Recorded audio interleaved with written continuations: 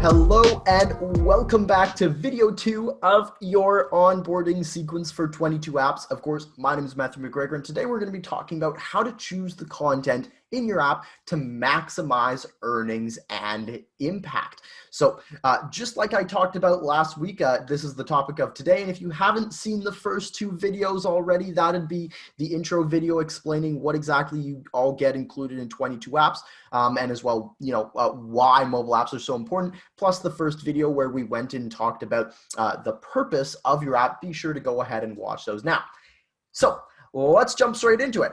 What specific material or content is actually going to be going in your app? So you have the purpose, right? You've got that idea of what you want your app to be about. Now it just comes down to, what are we going to put in the app? What are we going to put in the app? So let's dive into it.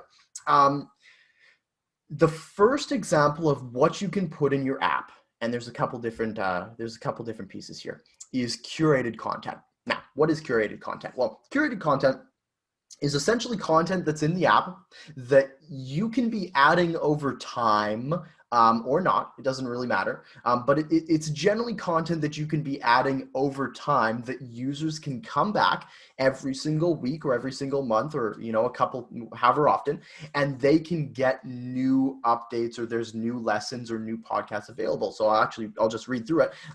There's free content, which would be available to all users. Members content, which would only be available to specific clients of yours, funnels, videos, links to different pages, like if you wanted to put even a calendar link, like Calendly, Schedule Once, Acuity, something like that. You could do that. You can have any links, lessons, podcasts, audios, blogs, downloads, any type of this stuff is what I'd consider curated content. It's where they're coming in every so often to see, is there anything new? Is there something updated? Is there something I can engage with? Right? And especially when it comes to funnels, we'll be talking a lot more about funnels actually in video 4, which is my favorite video. So look out for that. And consider, if you are wanting to add content into your app, what can you add that will both have a really dramatic impact on them and delivering value, yet it won't use up too much of your time. And if you've already got stuff that you've created in anything here, like if you've already got a blog or if you've already got a podcast or anything at all, fantastic. Use it in your app. Go back through previous Facebook posts and check out what you've seen or what you've posted and what you shared, right? And download it and put in your app. The second type of content that you can have in your app is event-based content.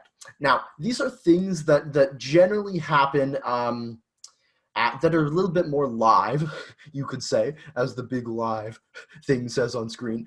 It'd be like live events, webinars, challenges, launches, publications, like if you just published if you're in an article, or for launches, that'd be like book launches, product launches, whatever it is you've got going on.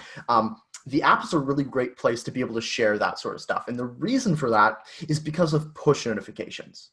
Okay. And because of push notifications, you can remind people not only to register, RSVP, you can also remind people to show up through push notifications. And what's really, really important here is that in your app, you are considering the idea of, what could I do to get all of these users engaging at the same time in a particular piece of content? So I'll kind of explain a couple of these. A live event right now during Corona time might not be the most ideal scenario, but it might be an online event. It could be a webinar, and a webinar is fantastic because you can educate your audience on any sort of material that that you feel is really, really powerful, really, really good. And then at the end, you can make an offer to buy your program, product, or service. A challenge, on the other hand, is a little bit more engaging in a sense of there's the community aspect to it. Whereas if they get on a webinar, they can listen to you and it'll be fantastic training. But with a challenge, this is more so where in your app, you can link over to a Facebook group, and eventually we're going to be developing that kind of functionality into 22 apps, which I'm very, very excited about. But for now, you might link over to a Facebook group and have people commenting and posting and committing to a particular activity that you set forth in the app. An example might be, this challenge is to get five joint venture partners in 5 days. I know is one of the challenges one of my good friends, Jay Facette, runs. How to get 5 joint venture partners in 5 days, and he really promotes every single day different activities and different tasks. Of today, we're going to be as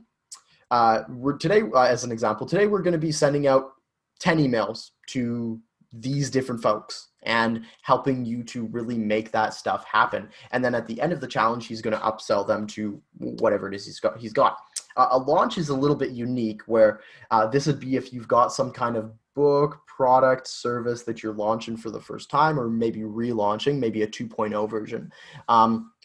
It generally consists of a video sequence or a video series, and then different publications if you're featuring something and you want to let everybody know. Again, the idea here is, unlike the last one, with this, you want to let everybody know, and everybody attends and everybody looks at it, because it's going to get you more eyeballs and it's going to make you more sales.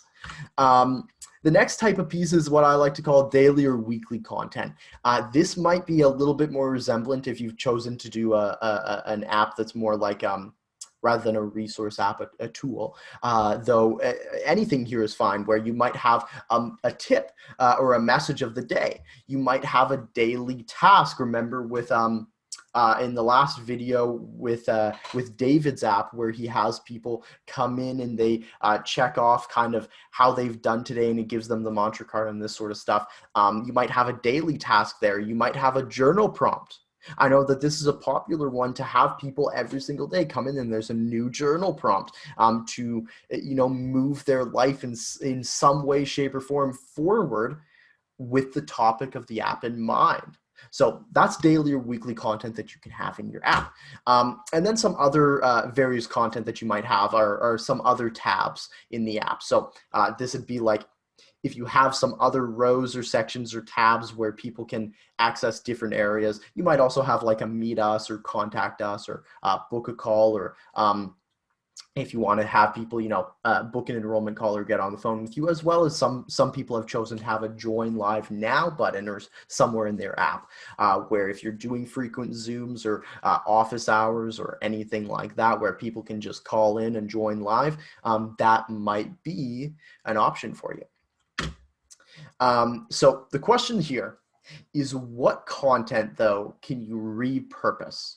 Okay, because if you've just started your business, this question might not apply. But if you've already been doing your business for a little bit of time now, chances are good you might have a lot of content that you can repurpose. So what I want you to consider with everything that I just shared is, what can you go through right now and start taking a look at, that actually I designed that before, and I think that I could use that in the app, or I started this piece over here, but I never finished it, but like, it's a good way done.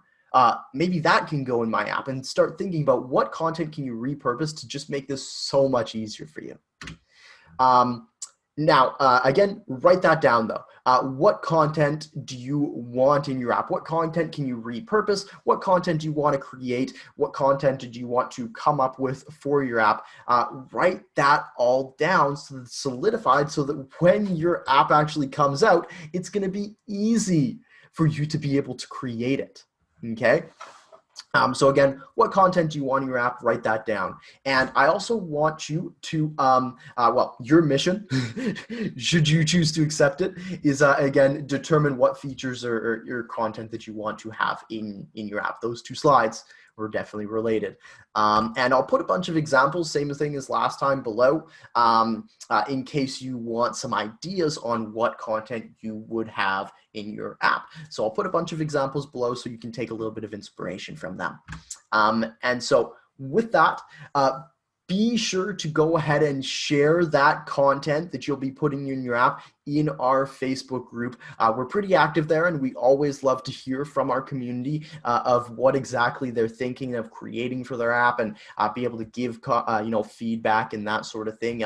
And just in general, sharing your ideas with the community can help create so many amazing apps for everyone. So go ahead and share what content you're considering putting in your app. I look forward to reading it. And remember, if you'd like to share this opportunity with your friends and family, we will pay you for it. So if you'd like to share the free app for them where they can get started building an app for iPhone and Android for free, and get it on their platform without paying a dime, you can earn 20% commission when they upgrade as a free member, or you can earn 40% commission when they upgrade if you're a pro user. And so with that said, I hope this has been a good reminder. I'll link that below somewhere on this page so you can make sure you grab your links and be able to share the landing page we've set up so that those people can also get their free app. I look forward to seeing you in video 3, where we're going to be talking all about branding your app and creating a user experience that people love and adore. I'll see you there. Bye for now.